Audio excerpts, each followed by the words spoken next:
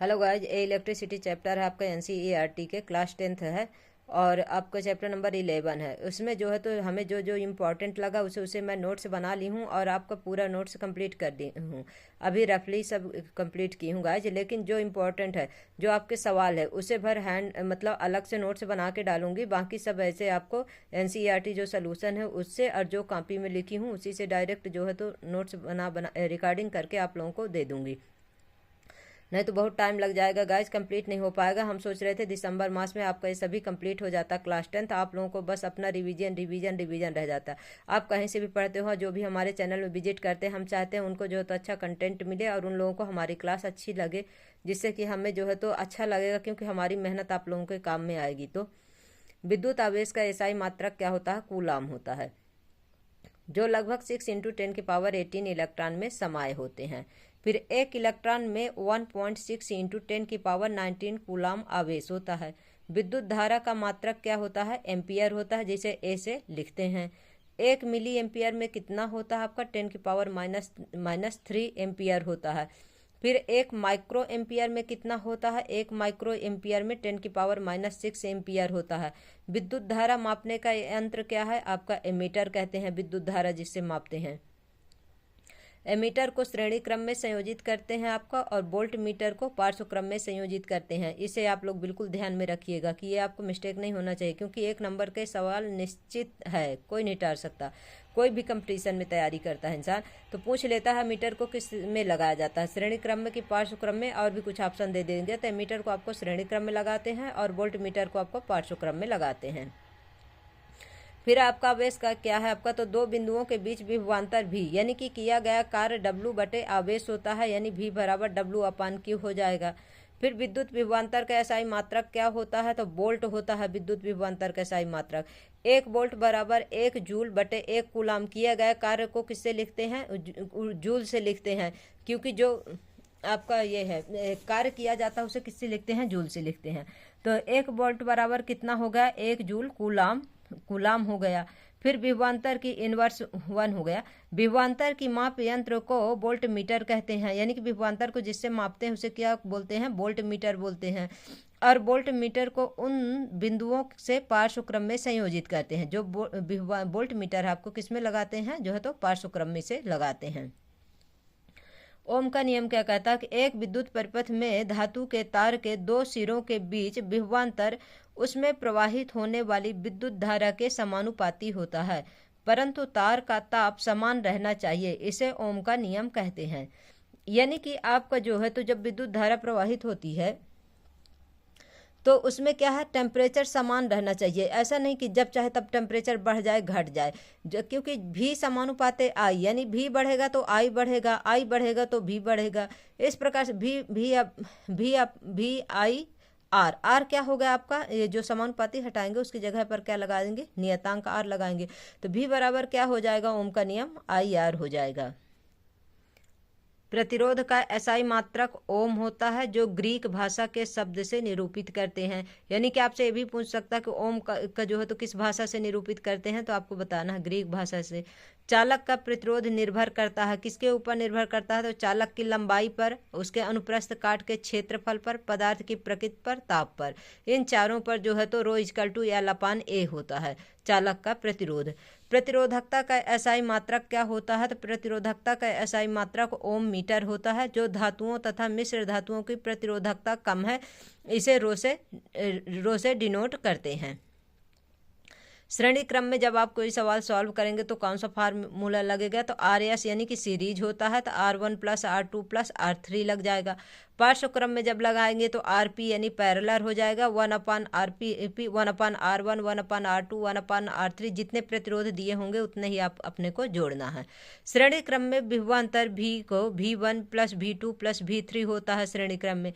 विद्युत धारा के तापीय प्रभाव को व्यवहारिक अनुप्रयोग, यानी कि किस प्रकार अनुप्रयोग किसमें करते हैं? विद्युत धारा के तापीय प्रभाव में।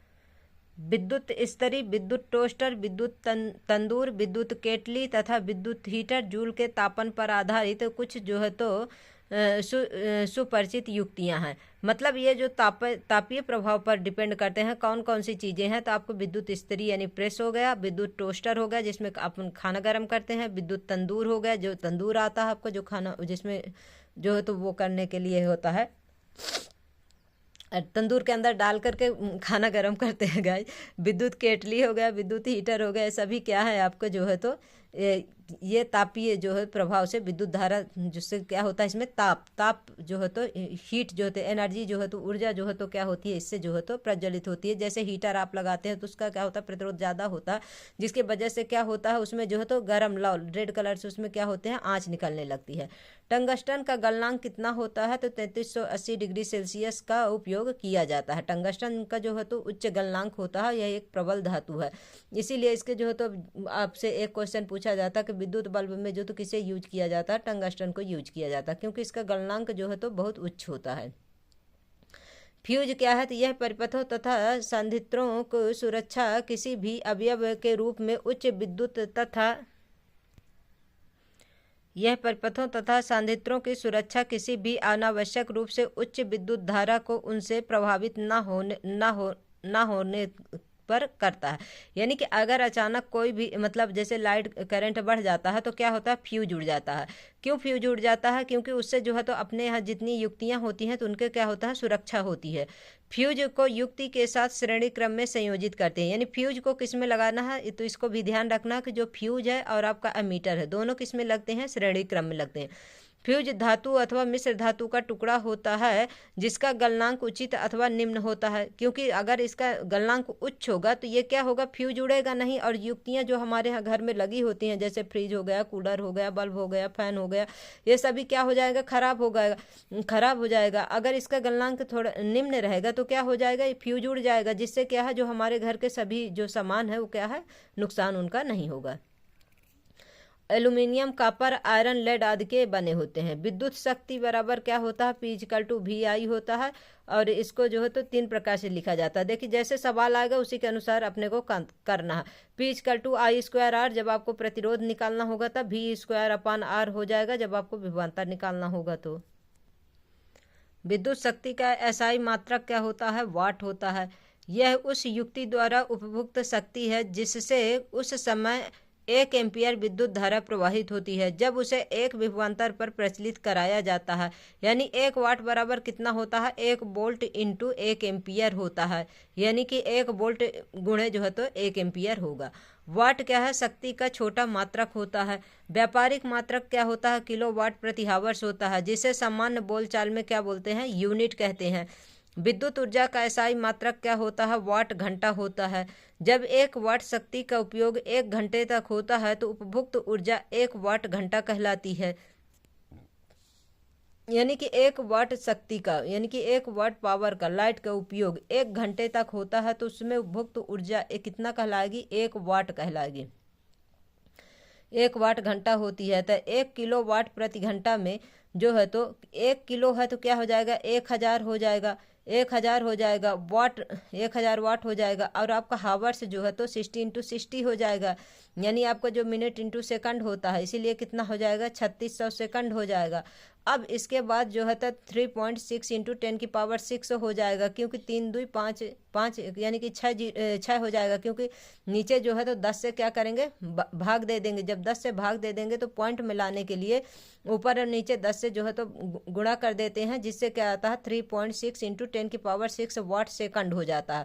और ऊपर की पावर जो है तो 1 10 की घात 1 रहेगा तो उसका 1 इसमें जुड़ जाएगा, इसलिए जो है तो 5 की जगह हम कितना हो जाएगा 6 हो जाएगा। इस प्रकार से इसको लिखा जाएगा 3.6 इंटू 10⁶ जूल। फार्मूला जो है तो आपका जो आवेश का क्या होता है, Q= यानी होता है। शक्ति यानी पावर का क्या होता है, P=VI होता है। विद्युत आवेश का क्या होता है, Q=IT होता है। दो बिंदुओं के बीच विभवांतर क्या होता है, तो किया गया कार्य W बटे क्या होता है, आवेश होता है, यानी कि V=W/Q हो जाएगा। कार्य निकालने के लिए जब कार्य निकालेंगे, जब W निकालेंगे तो क्या हो जाएगा, V×Q हो जाएगा। ये फार्मूला आप लोगों को ध्यान रखना, क्योंकि जो सवाल पूछेंगे उसी के अकॉर्डिंग आपको जो है तो फार्मूला लगाना है। वोल्ट। यदि किसी विद्युत धारावाही चालक के दो बिंदुओं के बीच एक कूलाम आवेश को एक बिंदु से दूसरे बिंदु तक ले जाने में 1 जूल कार्य किया जाता है तो उन दो बिंदुओं के बीच विभवांतर को 1 वोल्ट कहते हैं। यानी कि एक बिंदु से दूसरे बिंदु तक जब किसी धारा को ले जाएंगे एक कूलाम आवेश को, तो उन दोनों के बीच जो विभवांतर होगा उसे क्या बोलेंगे, 1 वोल्ट कहेंगे। 1 वोल्ट बराबर 1 जूल बटे 1 कूलाम होता है, तो 1 वोल्ट बराबर 1 जूल कूलाम इनवर्स 1 हो जाएगा। विभवांतर को वोल्ट मीटर से मापते हैं। विभवांतर को किससे मापा जाता है, तो वोल्ट मीटर से मापते हैं। वोल्ट मीटर को पार्श्व क्रम में संयोजित करते हैं। आपको एमीटर को फ्यूज को श्रेणी क्रम में लगाते हैं, वोल्ट मीटर को किस में लगाते हैं, पार्श्व क्रम में लगाते हैं। गाइज इस बात को बिल्कुल ध्यान में ही रखना है। W=V/Q हो जाएगा। यानी कि आपका ये जो है तो V/Q ये क्या हो जाएगा, जब कार्य निकालेंगे तो V/Q हो जाएगा। इसे जो है तो सवाल सॉल्व करने के लिए 1 ओम बराबर कितना होता है, 1 वोल्ट बटे 1 एम्पियर होता है, यानी I=V/R होता है। फिर उपभुक्त ऊर्जा जब निकालेंगे, जब किसी जैसे कहता है पावर निकालिए, शक्ति निकालिए, तो क्या निकालना है, W= जो है तो V/I/T, यानी कि आपका जो वोल्टेज दिया होगा, विभवांतर दिया होगा वो निकालना है, और आपका I यानी धारा, T यानी समय जो लगेगा उसका क्या करना है, सभी को मल्टीप्लाई करना है, तो आपका क्या निकल जाएगी, जो उपयोग की गई ऊर्जा होगी वो निकलेगा। ओम के नियम क्या होता है, तो V=IR होता है। जब I निकालेंगे तो V/R हो जाएगा। इलेक्ट्रॉनों की संख्या n बराबर कुल आवेश होता है। कुल आवेश को किससे जो होता है, Q से डिनोट करते हैं, बटे 1 इलेक्ट्रॉन का आवेश होता है। गाइज आपको हमारी क्लास कैसी लगती है, आप लोग हमारे क्लास को लाइक करिए, शेयर करिए, सब्सक्राइब करिए, और आपको जो क्वेश्चन हो गाइज आप कमेंट बॉक्स में कमेंट करिए कि मैडम ये क्वेश्चन आप हमें बताइए। Thank you so much guys.